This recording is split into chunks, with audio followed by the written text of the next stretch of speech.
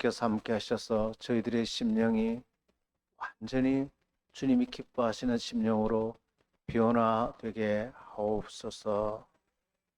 그렇게 함으로 길을 모르던 성도들이 길을 빛 가운데 보게 하시고, 어둠 가운데 거짓 가운데 살다가 마귀의 우리의 인생과 평안과 기쁨을 다 도적질 당하고 그동안 수도 실패했던 것들을 다시는 반복하지 않게 하옵소서.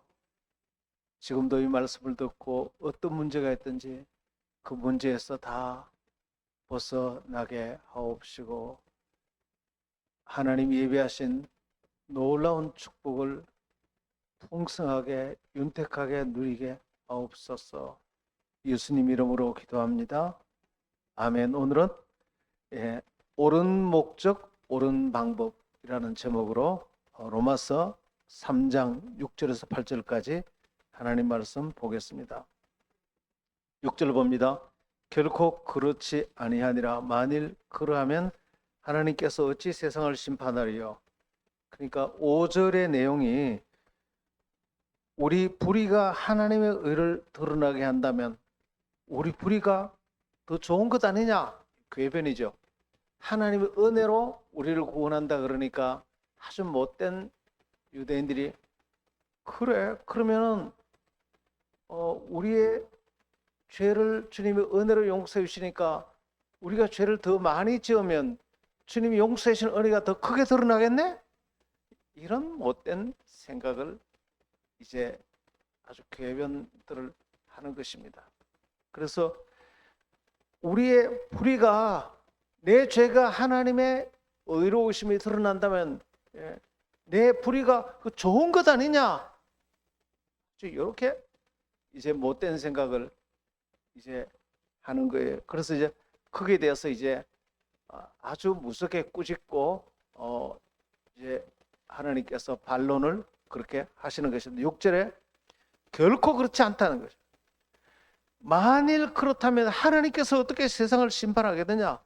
하나님은 그렇지 않고 하나님은 사랑의 하나님이기도 하지만 용서해 주는 하나님이기도 하지만 우리의 죄를 지으면 그 죄를 잘 지었다. 그래서 내 의가 드러난다. 그렇게 죄를 가볍게 받아들이시는 분이 아니고 그 죄를 심판하시는 공의로운 하나님이란 것입니다. 그러니까 죄를 절대 가볍게 여겨서는 안 됩니다. 우리가 물론 하나님께서 선하신 하나님이기 때문에 우리의 죄를 지었을 때도 합력하여 선을 이루시는 하나님은 틀림이 없습니다. 그럼에도 불구하고 그 죄를 잘했다라거나 그 죄를 인정하거나 칭찬하거나 절대로 그렇게 하지 않습니다. 그리고 하나님께서 합력해서 선을 이루시지만 지은 그 죄에 대해서 합력하여 선을 이루시고 또 용서도 하시지만 그 죄에 대한 대가와 심판은 반드시 받게 하는 것입니다. 죄를 무섭게 얘기해야 돼요. 그래서 너무 주님이 용서하고 은혜의 주님이라 그러니까 어차피 뭐 주님 용서해 줄 거니까 알면서도 죄를 그냥 너무 알면서도 쉽게 죄를 범하는 크리스찬들이 있다는 거예요. 그래서 요셉의 형들이 죄를 범했죠. 동생을 시기 질투해서 팔아치웠죠. 그것을 하나님은 하나님의 선한 계획을 이루시기 위해서 합력하여 선을 이루셨지만 하나님의 계획 안에 있었지만 그러나 그들이 그 지은 죄에 대한 대가는 그들이 다 반드시 받게 했어요. 그들이 동생을 이제 모함해서 애굽으로 종으로 팔아버렸지만 그 형들은 그 결과로 죽을 고생을 하는 것입니다. 그 기근을 만났을 때 여러분 이스라엘에서 애국까지 거리가 얼마나 뭡니까? 수천 킬로가 되는데 요즘 같으면 버스를 타고 가도 얼마나 걸릴 건데 다 걸어갔어요. 낙타를 타든지. 죽을 고생해서 거기 양식을 얻으러 가서 또 동생이 동생이라고 안 밝혔죠. 안 밝히고 그냥 그들 그냥 거기에 촛대를 넣었다가 또 돈을 넣었다가 그들을 감옥에 넣고 그들이 뭐 얼마나 두려워 떠는지 몰라요. 너무너무 무서워 떨고 가서 베냐민 동생을 데려오라. 와, 대신에 그 유다가 잡혀 있죠. 그런 굉장히 고생을 합니다. 나중에 동생인 줄 알고 난 뒤에는 더 두려웠어. 저 동생이 우리를 보호하지 않을까. 언제? 아버지가 돌아가실 때까지. 그 긴 시간 동안 그게 다 죄에 대한 심판이에요. 절대로 그 죄를 그 기간을 얼마나 두렵게 살았는지 몰라요. 아버지 죽고 나면은 우리 형들이 저 동생을 모함해서 그랬는데 동생은 권력이 지금 마루왕 다음인데 우리를 죽이려면 뭐 순식간에 죽여버릴 수 있다. 그 기간을 두려워 벌벌벌벌 떨면서 살았어요. 여러분, 죄는 반드시 두려움과 그 심판을 받습니다. 그리고 죄를 절대로 가볍게 여기면 안 됩니다. 나는 오늘 회개할 때 주님이 저를 용서해 주시는 하나님인 것은 틀림이 없지만 용서해 주시지만 이 땅에서 내세에서 그 대가를 받고 심판을 받는다는 사실을 꼭 기억해야 됩니다. 여러분, 야곱의 12형제들을 마지막에 야곱이 이제 임종 직전에 그 12명을 전부 축복기도 합니다. 그런데요,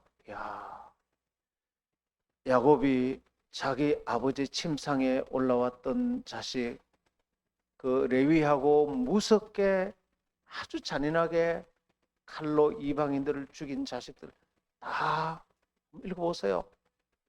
그 저주까지는 아니지만 아버지가 축복 안 해요. 너는 이렇게 했기 때문에 이렇게 될 거다, 이렇게 될 거다. 전부 그대로 돼요. 와, 무서워요. 진짜 무서워. 그래서 우리가 이 땅에 살면서 하나님의 은혜로 용서는 받지만 회개하면 용서를 받죠. 그 심은 대로 거두리라. 하나님은 마누리 여기지 아니하나니. 회개하면 용서는 하지만 심은 것은 다 거두어야 돼.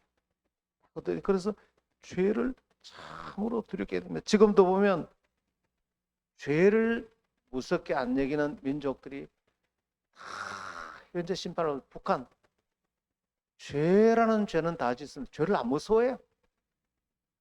예수 믿는 사람 그렇게 잡아 죽이고 교회를 다 불태우고 거기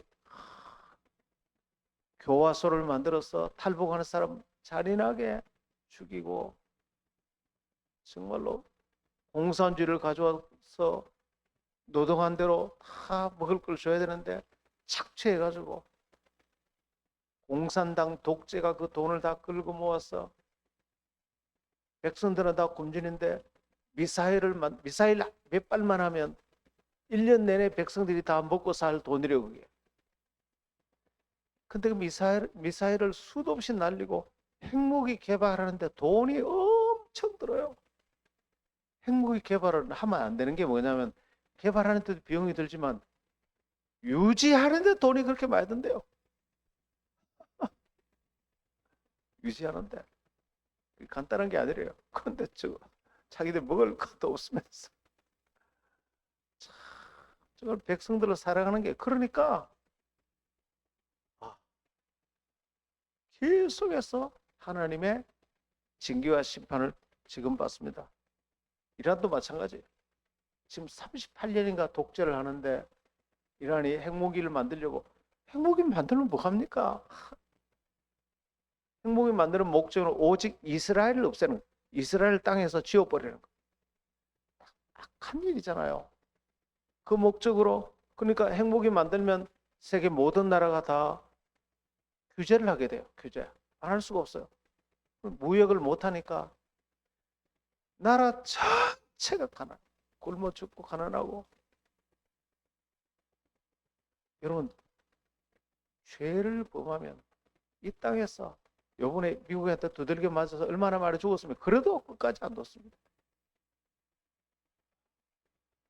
나는 저와 여러분이 하나님의 말씀을 따르게 되기를 축원합니다. 지금 좀 손해보면 어때요? 지금 좀 손해보면 어때요?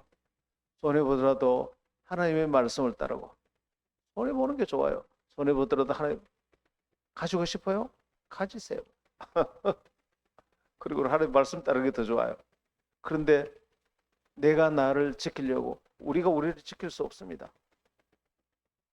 예. 그래, 이란이 어리석은 것은 핵무기만 가지면 자기를 지킬 수 있을 거라 생각하는데, 핵무기 하나 안고 전 세계 200개 나라가 다 원수가 돼버려요. 그 규제가 들어간다는데 그렇게 무서워요. 어떻게 그 많은 나라를 다 이길 수 있습니까? 절대 그렇게 하면 안 돼요. 자, 그래, 어리석은 사람, 아주 어리석어. 지도자가 어리석은 거예요. 러시아도 마찬가지. 괜히 전쟁이 이렇게, 지금 우크라이나가 맞다가 드론을 많이 개발해서 지금 이제 공격을 하는데, 러시아가 이제 모스크바가 지금 불바다가 됐습니다. 무슨 정유공장 다 불타고 러시아가 자동차가 다 지금 운행을 못해요. 기름이 없어서. 푸틴이 곧아마 쫓겨날 거예요. 나라 전체를 저렇게 막, 참 어리석은 일이에요. 죄를 범하면 반드시 대가를 지불합니다. 죄를 무서워해야 돼요. 죄를 무서워하고 죄에 대해서는 깨끗이 살아야 돼요. 욕심 부리지 말고 깨끗이 사는 사람은, 욕심 없이 깨끗이 사는 사람은 특징이 장수합니다. 오래 살고 싶으면 욕심을 버려야 돼요. 김형석 박사가 원래 107세인가 그렇죠. 예. 근데 그분의 삶의 신조가 욕심을 안 부린다. 그리고 남에게 미워하지 않는다. 세 번째는 항상 감사한다. 그렇게 사니까 그분이 뭐 그렇게 마음이 편안하고 107세까지 지금 내 생각은 앞으로도 한참 더 사실 것 같아요. 저희 장모님이 우리 교회에서 지금 제일 장수하시는 분이에요. 장모님이 아주 마음이 깨끗하세요. 욕심도 없어. 뭐 자녀들 용돈 주면 전부 다 다시 다 사주고, 언제부턴가 계속 나는 이제 하나님 앞에 갈 준비한다 그러면서 있는 거 전부 다 나눠주고, 아주 단촐하게. 장모님 계신 데가 아무것도 없어요. 그죠? 기본적인 생계를 유지하는 그 이외에는 없어요. 미니멀 라이프. 아주 심플하게 그래서 살아요. 예. 그러니까 어때요? 그렇게 마음이 편안하신가 봐. 하게. 근데 얼마 전에 거기 병원에 가서 조사를 해보니까 골밀도 조사를 하니까 더 좋아지셨대. 더 건강하게 잘 사시려고. 여러분 참, 이 욕심을 비우는 게 얼마나 좋은지 몰라요. 그리고 성실 건면하면 부자 됩니다. 하루아침에 부자 되진 않아요. 기독교적인 부는 여러분 쓰재끼는 데는 장사가 없습니다. 막 쓰재끼면, 빚 내고 쓰재끼면 아무리 돈을 많이 벌어도 감당치 못합니다. 그런데 아끼는 사람을 못 말립니다. 아끼면 부자 됩니다. 아끼면 부자 돼요. 아끼면 작은 수입이라도 저축하고, 내가 만 원 벌면 1,000원 11조하고, 1,000원은 부모님 있으면 부모님에게 효도하고, 1,000원은 저축하고, 그리고 7,000원 가지고 살고. 여러분 작은 돈이라도 아끼고 사는 사람, 제가 보니 그래 한 30년 지나니까 다 달라지더라고. 괜찮아요. 그 다음에 부지런히 성실히 사는 분, 가볍게 운동하고 부지런히 성실하게 사는 분은 다 건강해요. 예. 여러분, 부지런히 움직일 일거리가 있는 것이 얼마나 좋은지 몰라요. 예, 저도 하나님 은혜를 주셔서 지금 다시 이렇게 왕성하게 살아갈 수 있는 게 얼마나 좋은지 몰라. 우리 부동에 가면 최효중 아재라고 이제 장로님이신데 제가 늘 얘기했잖아요. 근데 그분이 일찍 돌아가셨어요. 너무 효도를 받아가지고 자녀들이 다 잘 됐는데 자녀들이 아이고 우리 아버지 그러면서 막 꼼짝도 못하게 하셔가지고 동네 걷는 것도 못 걷게 했어. 걸으려 그러니까 자전거에 오토바이 엔진 달린 자전거를 자전거 이것도 못하게 했어. 하도 아버지를 사랑해가지고 그래 뭐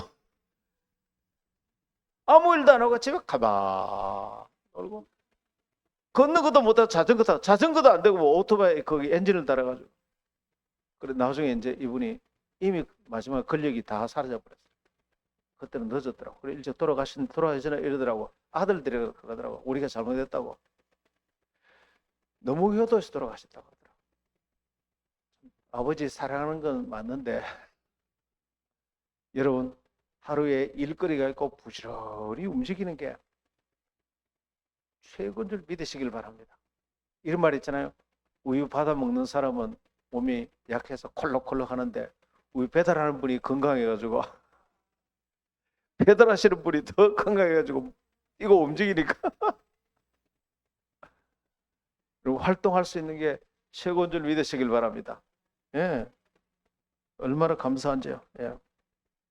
오늘 본문은 만일 하나님이 불의로 하나님 자신의 의를 나타낸다면 마지막 날에 하나님이 어떻게 우리를 심판할 수 있느냐? 하나님 자신이 불의로 자기의 의를 드러내는데 죄를 사용했다면 죄인인 우리를 어떻게 심판하겠냐 말이죠. 오늘 6절이 바로 그거예요.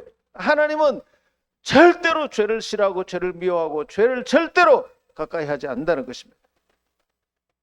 그래서 이 원칙을 갖고 계신 하나님이기 때문에 우리도 절대로 죄를 사용해서 교회의 부흥을 이루려고 해서는 안 됩니다.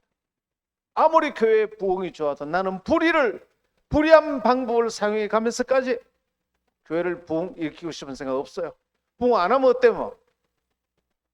안 하면 어때요? 불의한 방법까지 사용해서 교회의 부흥을 꿈꾸거나 불의한 방법을 사용해서 내가 축복을 이루거나 좀 적게 먹으면 어때요?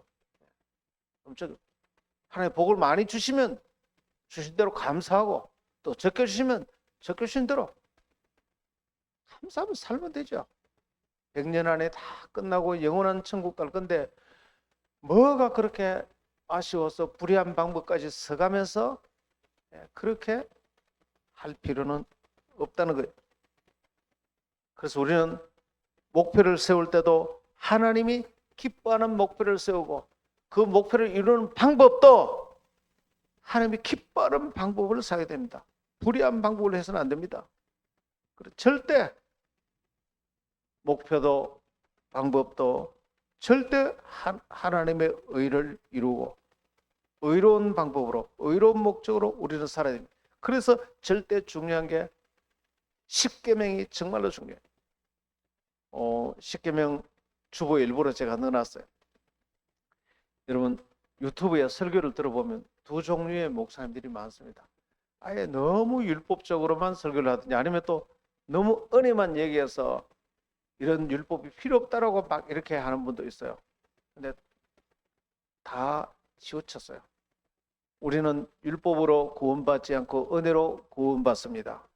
그러나 그 율법은 여전히 율법이 우리를 구원하는 건 아니지만 여전히 우리의 삶을 살아갈 우리의 지침인 줄 믿으시길 바랍니다.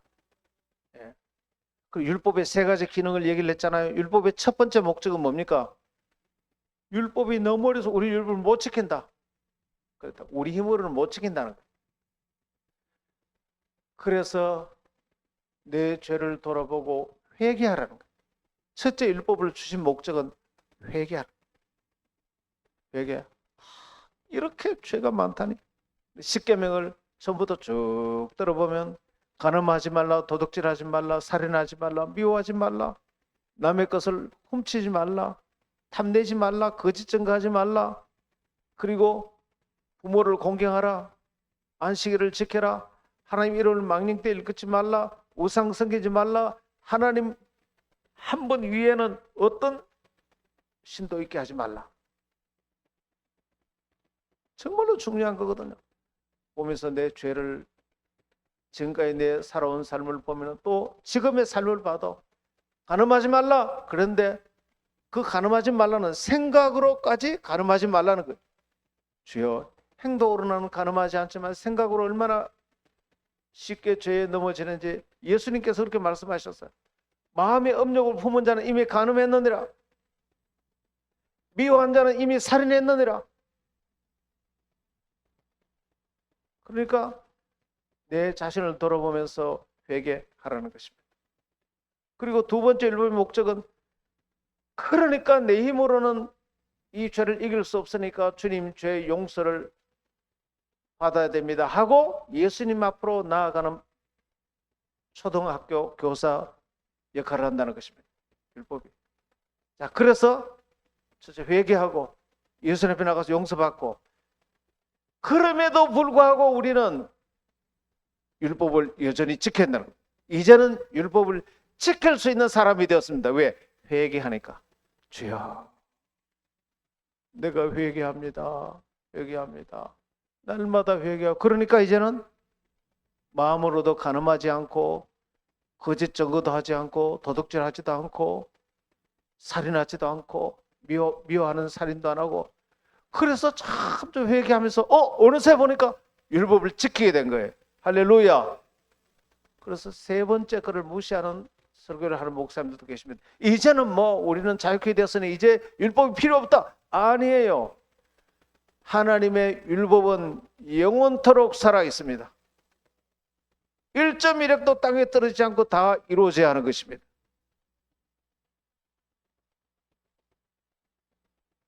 그런데 율법을 역할을 하는 것이 또 하나 더 있습니다. 고난인 것입니다. 고난이 오면 내 죄를 돌아보게 되는 것입니다. 그리고 회개하고 하나님의 의를 따르면 고난이 없어지는 것입니다. 7절 볼까요? 그러나 나의 거짓말로 하나님의 참되심이 더 풍성하여 그의 영광이 되었다면 어찌 내가 죄인처럼 심판을 받으리요? 세상에, 나의 거짓이 하나님의 좋은 점을 높이고 드러냈다면 왜 내가 이 죄 때문에 심판을 받아야 되느냐? 이런 못된 생각을 이렇게 생각하는 사람이 있다는 거예요. 왜냐하면 하도 이제 은혜로 구원받는다 그러니까 이런 사람이, 요즘도 이런 사람이 있죠. 내 거짓이, 나의 거짓말로, 내 거짓말로 하나님을 막 높이고, 그러면 내 거짓말하는 게 좋지 않느냐? 거짓말까지 해가면서 하나님을 높이고. 여러분, 하나님을 높이고 그렇게 할 때 거짓말이 아니고 실제로 진짜 하나님이 역사하신 것을 가지고 하나님을 높여야 합니다. 할렐루야. 하나님이 역사하지 않은 걸 가지고 하나님을 높이면 그것은 참으로 잘못된 것입니다. 우리는 우리의 삶 가운데 하나님이 진짜로 역사하시는 것들이 많습니다. 하나님을 영화롭게 하는 가장 큰 것 중에 하나는 우리의 삶의 변화인 것입니다. 내 삶의 변화를, 간증을, 교회는 간증을 많이 해야 돼요. 그래서 우리 교회도 지금 하늘숲 교회는 간증을 참 많이 하는데 우리 교회도 간증하기를 즐거워해야 되고, 얼마 전에 우리 하나님 세미나 한 이후에 거기에 문순홍 의사 앞에 나와서 간증할 때 굉장히 은혜가 됐어요. 다른 분들도 간증을 많이 해야 되는데 간증을 하라 하면 너무 이렇게 양보하지 말고 간증하는 분들이 점점 많아져야 돼요. 할 게 없으면 짧게라도. 그리고 간증을 통해서 하나님이 영광을 받아요. 성경 전체는 간증이에요. 사복음서 다 예수님 간증이죠. 예수님이 어떻게 살겠는가. 사도행전은 사도 바울의 간증, 전부 간증이에요. 그래서 하나님이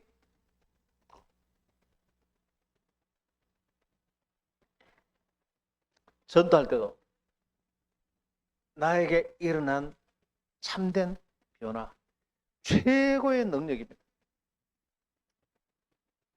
사람 만나 설교하기보다 내 변화의 간증을 말하는 게 최고의 능력입니다. 그거는 뭐 반박할 수도 없습니다. 왜냐하면 나에게 일어난 일을 말하니까 상대가 반박할 수가 없어요. 나에게 일어났으니까 일이. 설교하면 보통은 나 안 받아들여 이렇게 하지만 내게 일어난 걸 얘기하니까 최고의 능력이 있어요. 그 누구를 만나든지 내 삶의 변화를 얘기하기를 축원합니다. 강력해. 근데 주로 선교 현장에서 하나님은 복음 전할 때 하나님의 진실하신가 위대하심이 복음 전갈 때 많이 일어납니다. 거기 T40 선교 간증을 들었는데 이슬람 지역에서 한 동네에 이제 청년들이 예수를 전도받고 너무나 은혜가 돼서 복음 전하러 막 다녔어요. 다니는데 그 지역은 너무나 가난한 지역인데 그런데 오토바이를 타고 이제 전도하러 마을마다 다니는데 출발할 때 기름이 너무 없었어요.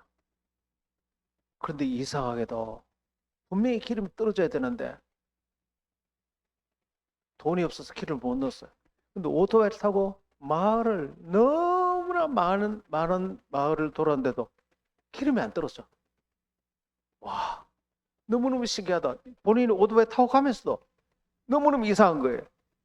기름이 안 떨어져. 그래서 다 전도하고 와도 마지막에 기름이 남아 있었어요. 할렐루야. 하나님의 기적의 역사가 너무너무 놀랍게는 여기 조영기 목사님의 간증을 보면 불광동에서 천막촌을 내서 이제 복음 전도 하는데 그 유명한 이초희 씨의 간증은 참 유명해요. 워낙 가난한 집에 정말 자식 10명 있고 남편 술꾼이가 알코올 중독하고 10년 동안 남편이 돈을 안 벌어오니까 10년 만에 이 가정이 예수 믿고 이제 알코올 중독 끊고 남편에게 직장을 얻어서 이제 가서 첫 월급이 쌀 한 가마니, 쌀도 이만 진짜 가마니가 아니고 작은 가마니에 이렇게 한 가마니 왔는데 그걸 11조를 내야 된다고 그때 이제 조영기 전도사님이죠. 그래가지고 안 낼라니까 하나님이 또 이걸 축복 안 하면 어쩌나 싶고 낼라니까 너무 아깝고 그래서 초저녁부터 새벽기도까지 쌀가마니에서 11조를 바가지에 밖으로 떴다가 아까워서 다시 집어넣고 또 떠냈다가 다시 집어넣고 하나님께서 뭐 이거 설마 이거 먹는다고 하나님 불하실까 그러다가 아니야 또 하나님 불하시면 어때 그러면서 새벽까지 그러다가 11조를 거기 천막교회로 가져갔대. 가다가 엎어져 가지고 높게 다 쏟아져 가지고 그러다 11조를 했대요. 근데 신기한 일이 났어요. 그 조그마한 그 자루에 11조만큼 이제 쌀을 했으니까 얼마 안 되잖아요. 그걸 가지고 10아들하고 부부하고 12명이 하루 3개 밥을 먹는데 한 달을 하루 3끼를 먹어도 쌀독에 살이 안 떨어지는 거예요. 너무 이상해가지고 그런데 항상 11조만큼 쌀이 항상 남아있어요. 그리고 나중에 그 이초희 씨가 전도사님이 너무 이상해 한번 와보세요. 그래 이제 요게 마지막이라고 탈탈 털어서 밥에 먹고 나면 또 있어요. 요게 마지막이라고 탈탈 털어서 또 본인이 얼마나 놀라겠어요. 살이 또 있어요. 그래서 전도사님한테 너무 이상하다 그러니까 가보니까 살이 정말 있는 거예요. 그래서 미국에서 오신 선교사님이 얘기를 하니까 선교사님이 이건 미국에 보고한다 그러면서 카메라를 가지고 그 살독의 사진을 찍어서 미국에 와서 큰 신문에 그 선교 보고를 했어요. 그 미국 가서 그 책까지 냈어. 간증책을. 계속해서 하나님께서 그 가난한 집에 하나님을 섬기기로 경외하니까 살독에 살이 떨어지지 않도록, 사르밧 과부가 정말 주님 앞에 기름독이 떨어지지 않도록 오늘도 오병이의 기적의 역사가 일어나는 줄 믿습니다. 할렐루야. 하나님께서는 우리 가운데 실제로 진짜 하나님께서 일어난 일들 가지고 하나님을 영화롭게 하고 하나님께 영광 돌리게 되는 것입니다. 할렐루야. 매일매일 우리의 삶 가운데 우리가 변화받은 것들, 하나님의 기적의 역사들을 가지고 하나님 앞에 영광 돌리고 하나님을 높이기를 바랍니다. 그 다음 8절 봅니다. 8절 보면 또는 그러면 선을 이루기 위하여 악을 행하자 하지 않겠느냐. 어떤 이들이 이렇게 비방하여 우리가 이런 말을 한다고 하니 그들은 정죄받는 것이 마땅하더라. 세상에 선을 이루기 위해서 악을 행하자 이렇게 말한 적도 없는데 예수 믿는 사람이 이렇게 말했다라고 모함을 한 거예요. 왜? 은혜로 구원받는다 그러니까. 예. 참 못된 사람들이죠.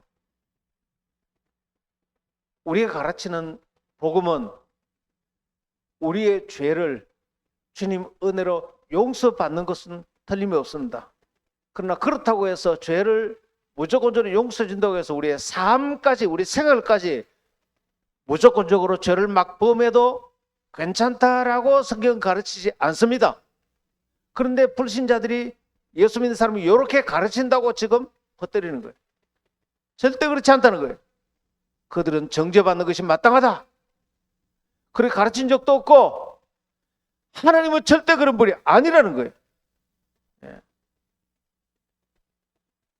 여러분, 우리는 인생을 살면서 성도로 하나님 믿는 사람은 인생의 목표도 어려워야 되고 그 목표를 이루는 방법도 어려워야 되고, 할렐루야.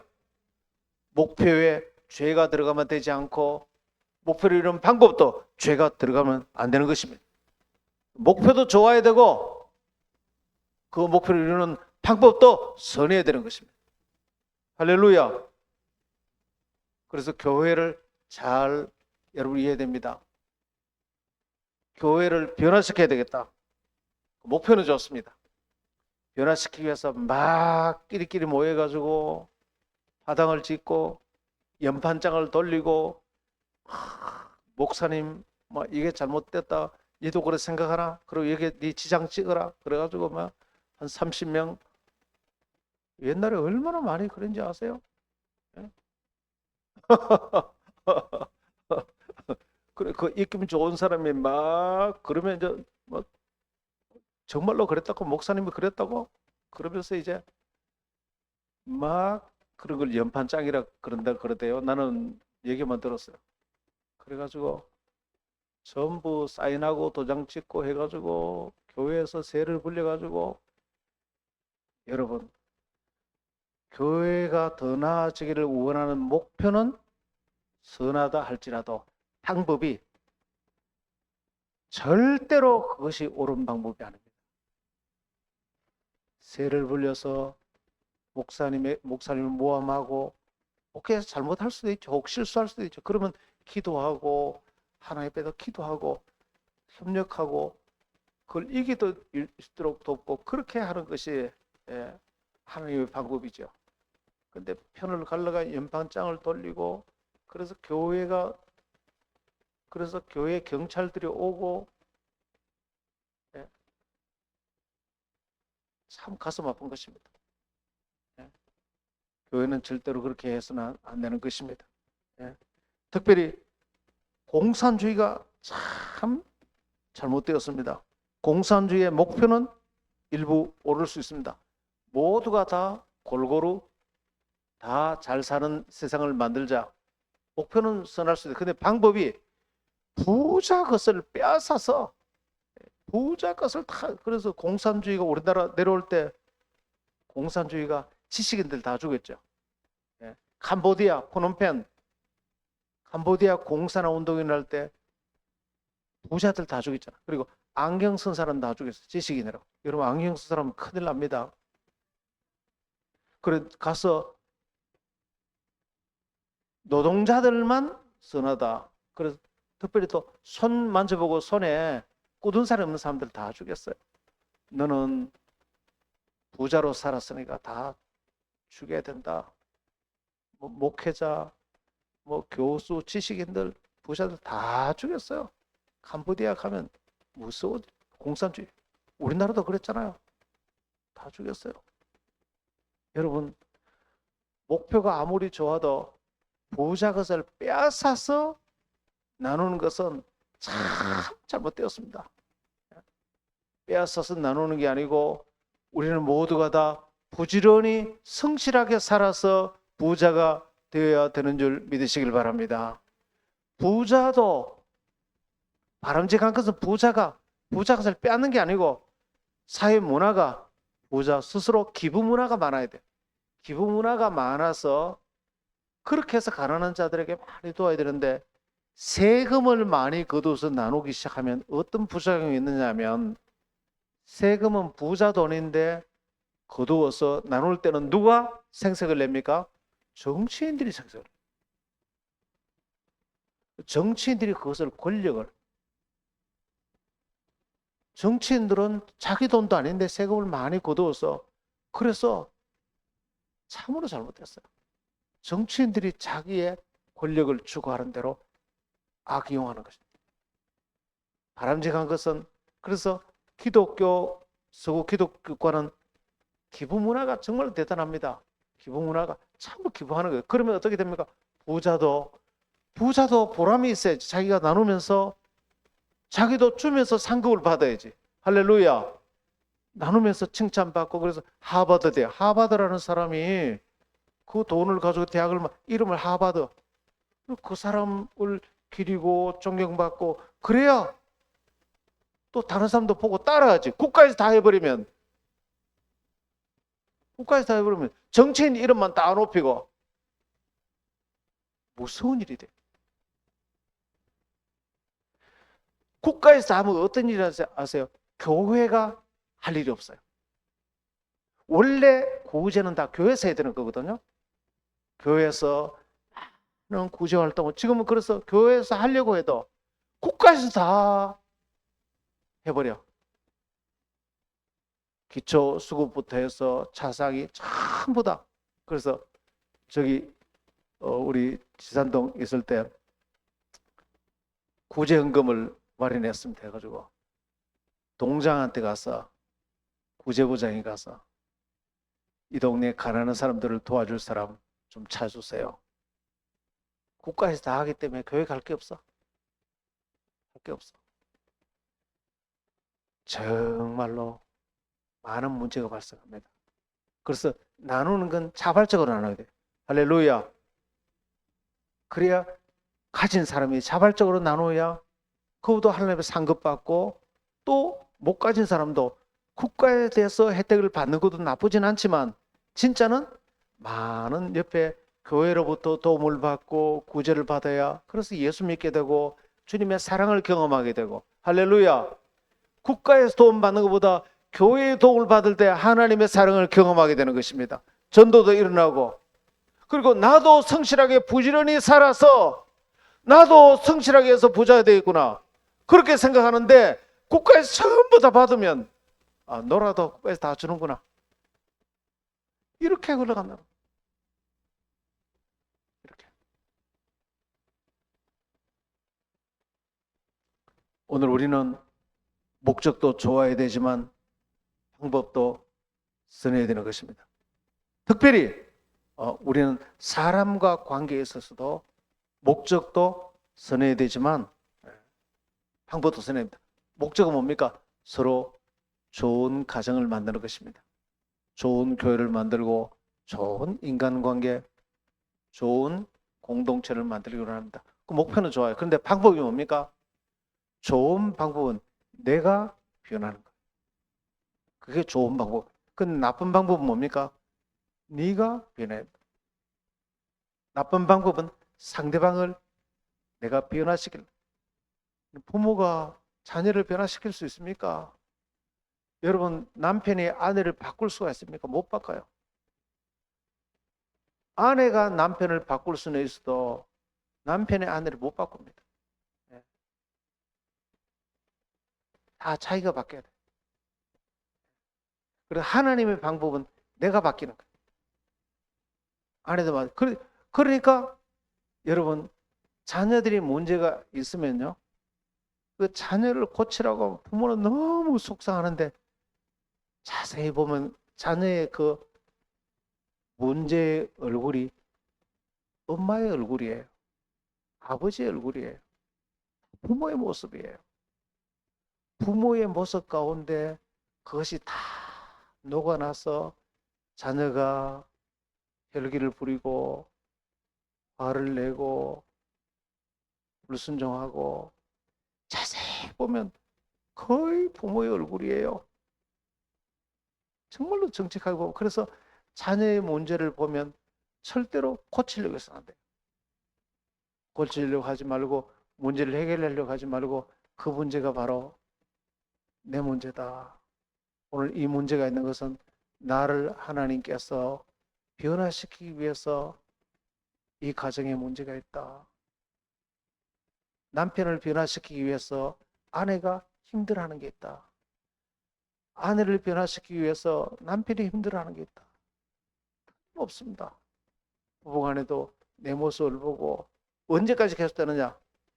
내가 변화될 때까지. 내가 변화되면